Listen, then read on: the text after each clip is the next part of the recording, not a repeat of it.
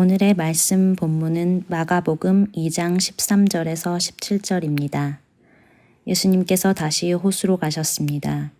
많은 사람들이 예수님께 나아왔고 예수님께서는 그들을 가르치셨습니다. 예수님께서 호숫가를 걸으시다가 알페오의 아들 레위가 세관에 앉아 있는 것을 보셨습니다.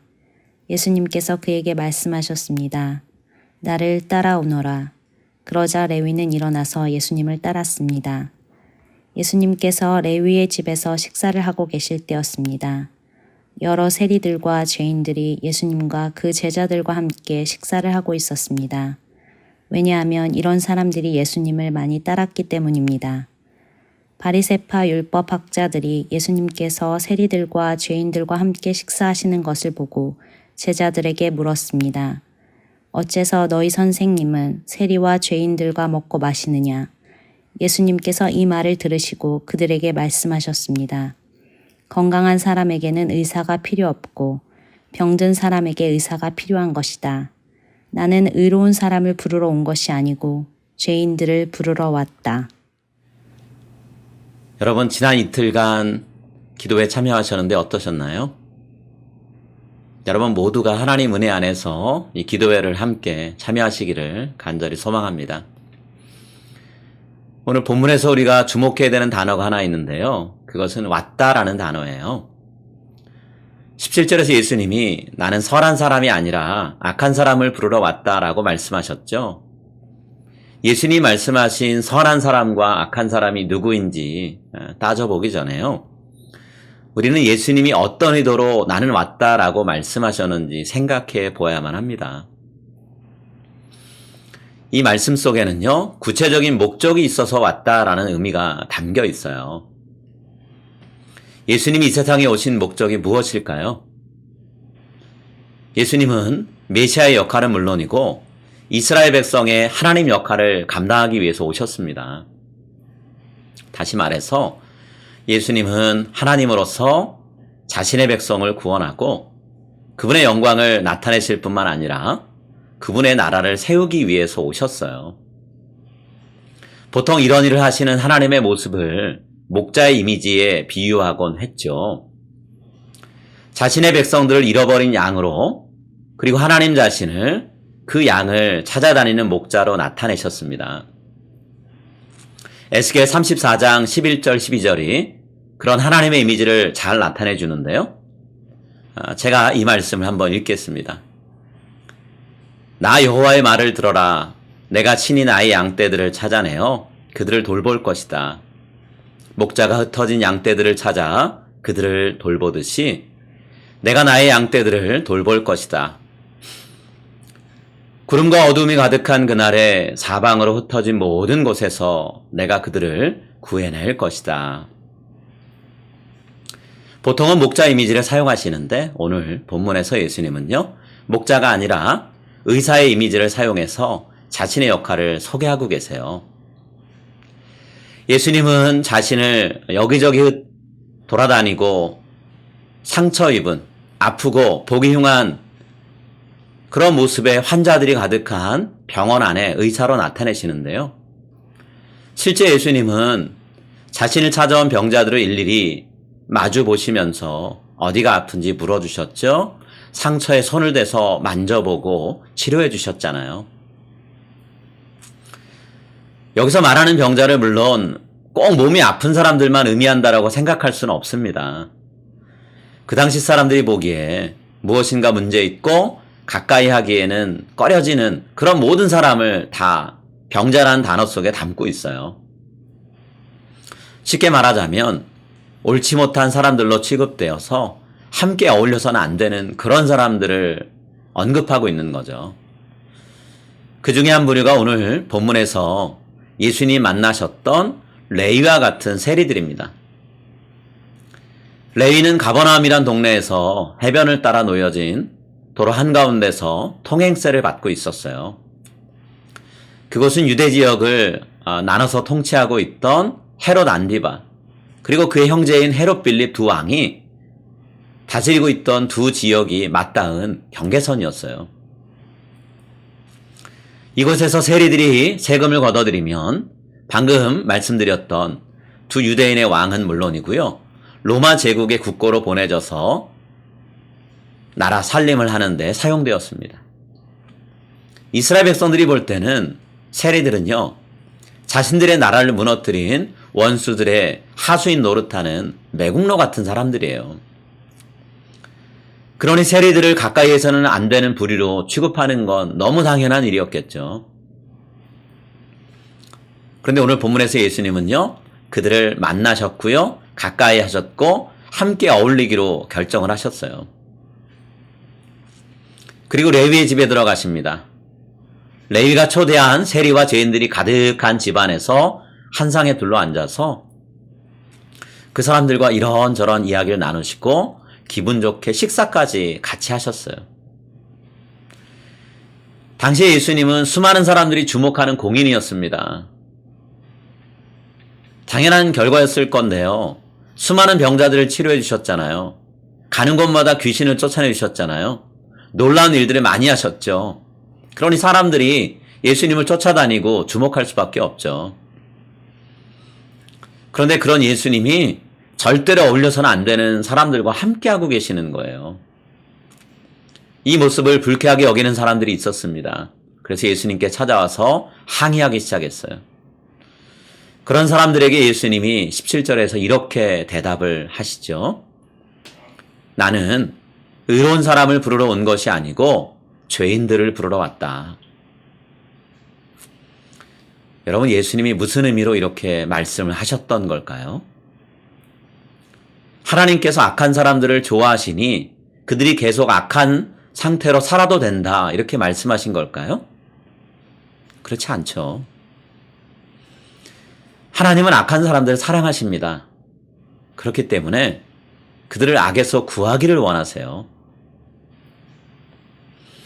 예수님은 지금 죄인의 모습 그대로 계속 살아도 괜찮다, 이런 메시지를 전하려고 그들과 함께 하신 것이 아니에요. 만약에 예수님이 그런 뜻으로 말씀하신 것이라면 그것은 마치 의사가 아픈 환자들을 병실에 꽉꽉 채워넣고 아픈 상태 그대로 그냥 내버려 두는 것과 다를 게 없는 거예요. 예수님은 환자들을 아픈 그대로 두는 것이 아니고요. 치료해주기 위해서, 낫게 하기 위해서 그들 곁에 계셨던 거죠.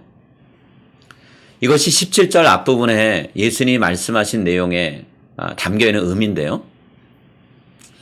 건강한 사람에게는 의사가 필요 없고 병든 사람에게 의사가 필요한 것이다. 예수님은 죄인들을 영적인 병에서 치료해서 건강한 의인이 되게 하시려고 이 땅에 오셨어요. 그래서 예수님은 세리나 레위 같은 영적인 환자들을 찾아가서 나를 따르라, 이렇게 말씀하셨던 거죠.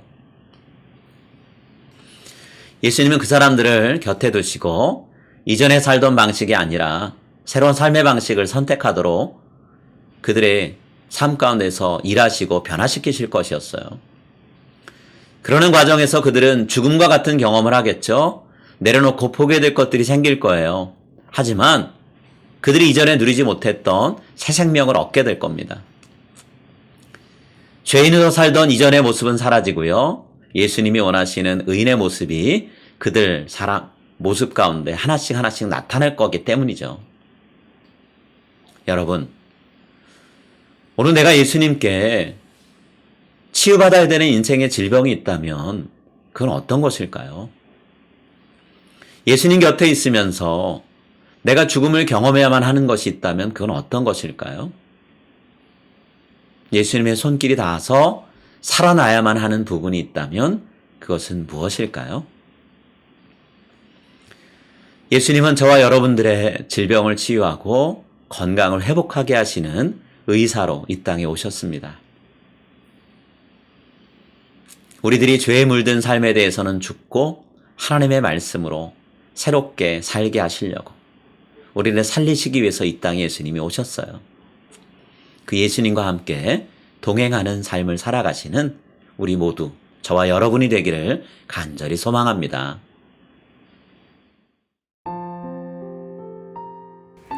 이제 오늘 주신 말씀을 붙잡고 다음의 기도 제목으로 함께 기도하시겠습니다. 이 세상에 치유자로 오신 예수님, 제 몸의 질병과 마음의 고통과 괴로움을 치유해 주시고 인생을 살면서 만나는 모든 문제들을 넉넉히 감당할 힘을 주소서. 주님 앞에 나아가 지금까지 살아온 삶의 방식 중에 버려야 할 것이 무엇인지 깨닫게 하시고 주님 안에서 새로운 삶의 길을 발견하고 따르게 하소서.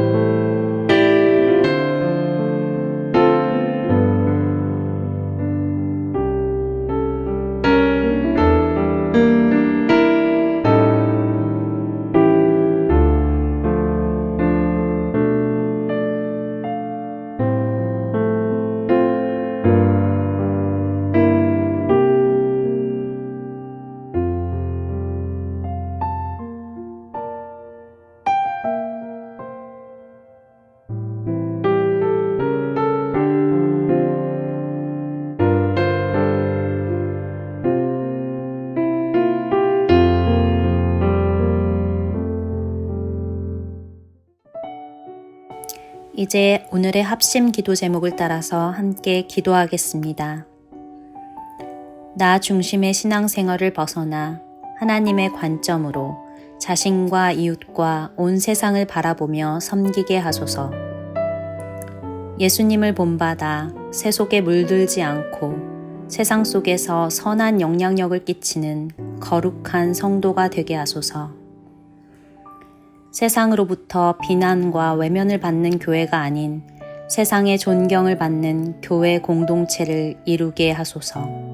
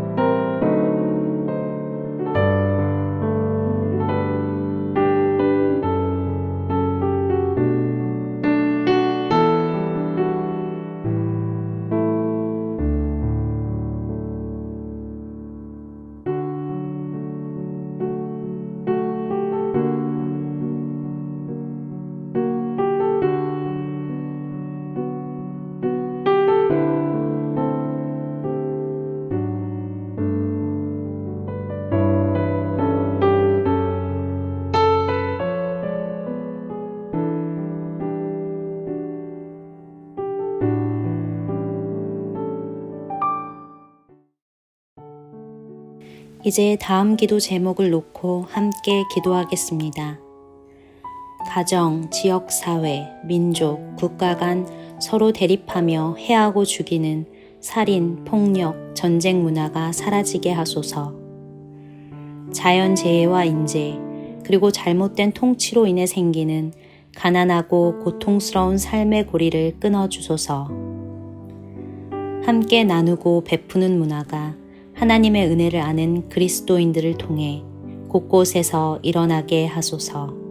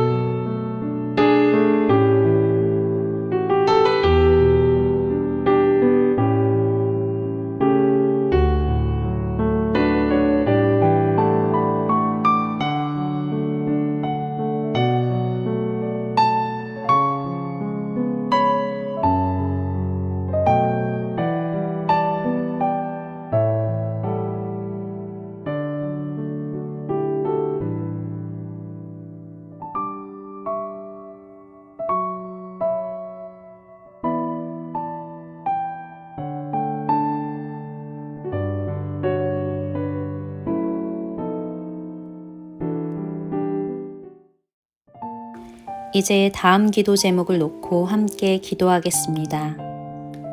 지역, 이념, 세대 간의 갈등으로 인해 미래를 위해 투자해야 할 힘과 에너지를 소진하지 않게 하소서. 남한과 북한의 갈등 관계가 평화롭게 해소되게 하시고 함께 손을 잡고 발전하게 하소서. 코로나 팬데믹으로 예배 생활은 물론 교회 유지 자체가 어려운 교회들을 든든히 지켜주소서.